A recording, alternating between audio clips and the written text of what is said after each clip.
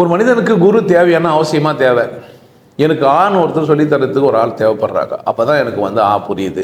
AO ஆவோ இல்லை எந்த பிற மொழிகளை கற்றுக்கிறதுக்கு மொழி வளமைக்காக என்ன தான் என் தாய் எனக்கு பேச கற்றுக் கொடுத்துருந்தாலும் வரி வடிவம் அப்படிலாம் புரிஞ்சுறதுக்கு அதையே சரியாக புரிஞ்சுக்கிறதுக்கு அந்த வார்த்தைகளே திருத்துறதுக்கு அந்த வார்த்தைகளை பயன்படுத்துறதுக்கு கோர்வையாக பேசுறதுக்கு எனக்கு குரு அது ஆசிரியர் அது வாத்தியார் பல ஃபார்மேட்டில் இருக்கிறாங்க.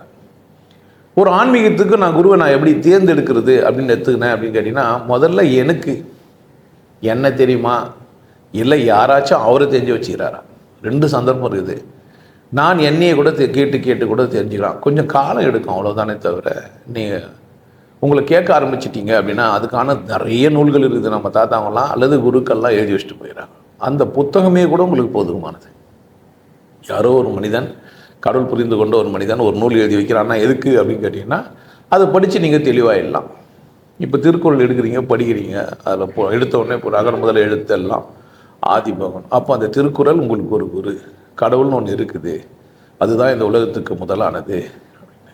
அந்த திருக்குறளில் 10 குறளுமே அந்த அந்த முதல் அதிகாரத்தில் 10 குறளுமே உங்களுக்கு போதுமானது.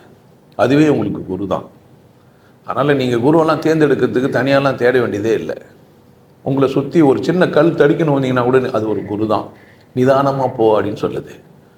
அதனால் நீங்கள் குருக்களை தனியாலாம் தேட வேண்டிய அவசியமே இல்லை. ஒருவர் தானாகவே முன் வந்து நான் ஒரு குரு உனக்கு நான் வழிகாட்ட வல்லவனாக இருக்கிறேன்னு சொல்லணும். நான் அவர் எந்த கூலியானா கொடுக்கலாம் கேட்கலாம். அதை நான் கொடுத்தா எனக்கு அதுக்கான பதில் அங்கே கிடைக்கணும்.